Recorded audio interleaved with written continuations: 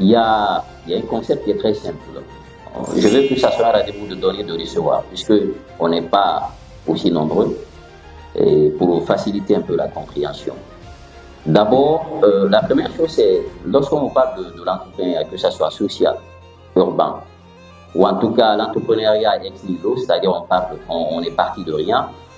La première chose, la personne qui vous écoute, il va se dire, mais c'est quoi l'entrepreneuriat? Beaucoup parlent d'entrepreneuriat. C'est quoi l'entrepreneuriat?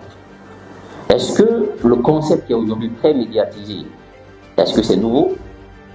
Est-ce que c'est ancien? Et ça renvoie vers quoi?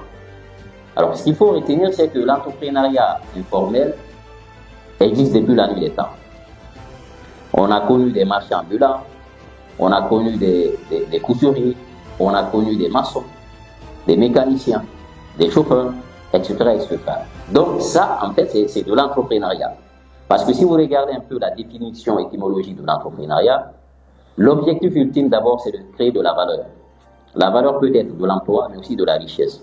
Celui qui lance un projet, la première chose d'abord, c'est le profit. Au-delà de l'entrepreneuriat social, la première chose qu'il cherche, c'est le profit. Ensuite, il y a l'impact en termes d'emploi. Alors, si nous nous revenons sur cette définition-là, qui est la création de la valeur, une dame qui a décidé d'ouvrir un atelier de couture, elle fait de l'entrepreneuriat. Parce qu'elle crée de la valeur, elle crée de l'emploi et elle se fait aussi de l'argent. Donc, l'entrepreneuriat en tant que tel, elle a toujours existé en Afrique francophone ou anglophone. Ça, il faut le retenir. Maintenant, ce dont on parle ce matin-là, et c'est cet entrepreneuriat qui a été pris maintenant en compte par les politiques publiques. Si vous avez remarqué, ce matin, on est dans votre pôle vie. Pourquoi? Il y a encore 5 ans en arrière, il n'y avait pas de pôle vie. Il y a 10 ans en arrière, on n'allait pas parler d'entrepreneuriat dans une université guinéenne. Parce que nos structures, l'école supérieure, les universités ont été structurées pour former des fonctionnaires, pas des entrepreneurs. Donc, ce dont on parle ce matin, c'est ce qui a été pris en compte par les politiques publiques. De façon très simple, l'entrepreneuriat, c'est la capacité à créer de la valeur en s'appuyant sur 2 choses.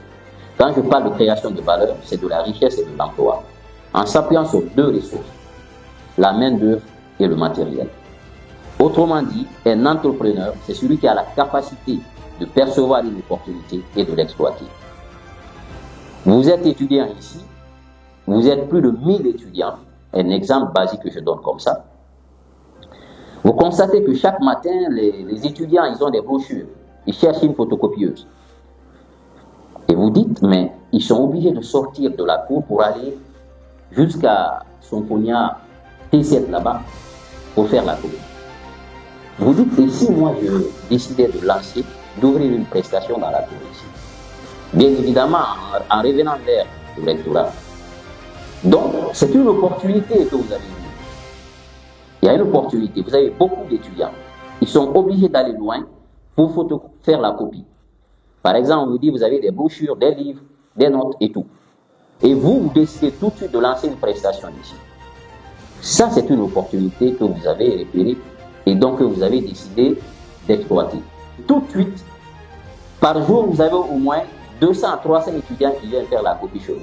Vous commencez à créer de la valeur, à faire une rentabilité économique. Et à côté, vous dites, bon, je ne peux pas seul parce qu'il y a beaucoup d'étudiants qui viennent, je vais recruter un autre jeune, soit un étudiant ou un ami ou un frère. Et là, vous créez de l'emploi. Donc, c'est ça en fait de façon très basique, c'est ça en fait un entrepreneur. Celui qui a la capacité de repérer l'opportunité et de l'exploiter. Qui parle de l'écotourisme, on parle de toute forme de tourisme axé sur la nature, la protection de l'environnement surtout, et surtout la préservation de nos valeurs, la culture et le mœurs. C'est très important de vous signifier cela. Nous avons tellement de sites touristiques aujourd'hui en République de Guinée qu'on ne peut pas finir de tout citer ici. Mais en ce qui concerne aujourd'hui l'écotourisme en Guinée, et nous constatons dans ces dernières années, à travers l'implication du pouvoir public et dans le cadre de la saison touristique, nous voyons combien de fois c'est important et primordial de connaître les espaces touristiques du pays qui peut non seulement inciter ceux qui ne sont pas guinéens de se déplacer, pour venir voir nos merveilles. Voilà.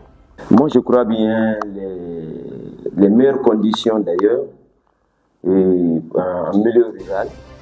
Et c'est d'abord de comprendre à respecter la communauté locale. Vous comprenez? Parce qu'une fois que tu respectes, tu te déplaces tout en supposant. Je suis allé au festival sur le vélo. J'ai vu des choses que je n'avais jamais imaginées étant à Conakry.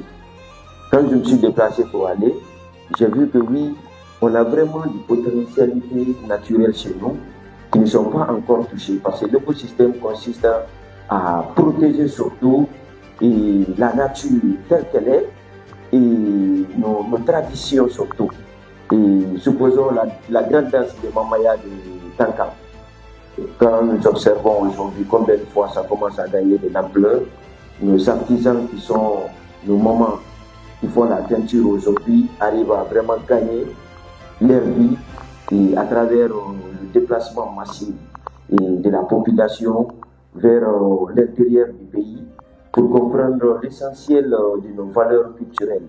Est-ce que vous comprenez? Parce que c'est un facteur aujourd'hui qui peut générer beaucoup d'argent. Et sans oublier, d'ici 2027, si l'écotourisme est bien adapté dans la société, ça peut générer une économie de 331 milliards de dollars pour l'Afrique. Si c'est bien développé, parce qu'on a beaucoup de sites touristiques en Afrique. Il est important de retenir que si on me pose la question, est-ce que l'économie numérique aujourd'hui est une opportunité pour la jeunesse guinéenne? Je dirais, sans réfléchir, oui. En m'inspirant tout simplement de la définition ou soit de la citation de Jack Ma, qui est le fondateur de Alibaba, et dit que l'avenir appartient à ceux qui sauront s'adapter à l'ère du numérique. Ce qui fait qu'aujourd'hui, nous les Guinéens, nous la jeunesse guinéenne, nous devons nous battre pour vraiment entrer de plein pied dans cette économie numérique qui essentiellement est une ère de création de richesses, une ère de création d'opportunités, une ère essentiellement d'émancipation continentale. Donc vraiment, c'est plus qu'une opportunité, c'est une urgence parce que c'est une nécessité. Force est de reconnaître que si nous n'exploitons pas notre économie numérique, nous laisserons d'autres personnes essentiellement exploiter essentiellement cette opportunité qui vise à créer de l'emploi pour notre jeunesse. Donc c'est oui la réponse à cette question. Qu'est-ce que l'étudiant peut faire? Je crois que cette question déjà est une question qu'il faille que nous posons les bases. Il y a de cela quelques années, quand on prend en 2020, l'Afrique avait un taux de pénétration d'accès à l'Internet de 5%. Et en 2022 déjà, nous avons atteint une pénétration de 40%. Ce qui fait qu'en Guinée, aujourd'hui, de 2023 en 2024, la Guinée a un taux de pénétration de 34%. Et selon les statistiques, d'ici fin 2025, nous aurons une économie numérique de la base de 500 milliards de dollars. Ce qui fait que la question c'est de poser, qu'est-ce que la jeunesse peut engager dans cette manne financière qui sera générée d'ici la fin de l'année? 500 milliards de dollars. Donc c'est pour dire essentiellement que la jeunesse peut beaucoup. Et même si certains ont déjà commencé sans information de base, force est de reconnaître aujourd'hui que ce que nous appelons en matière d'entrepreneuriat les fintech, entendez par fintech, financiari, technologia, c'est-à-dire le financement technologique qui repose sur l'économie mondiale. Donc aujourd'hui, force est de reconnaître que quand nous prenons la manne financière que essentiellement le monde numérique va générer, la jeunesse peut entreprendre beaucoup. Aujourd'hui, dans le fintech, autrement appelé ici le financement technologique, il y a par exemple ce qu'on va appeler ici le concept de blockchain.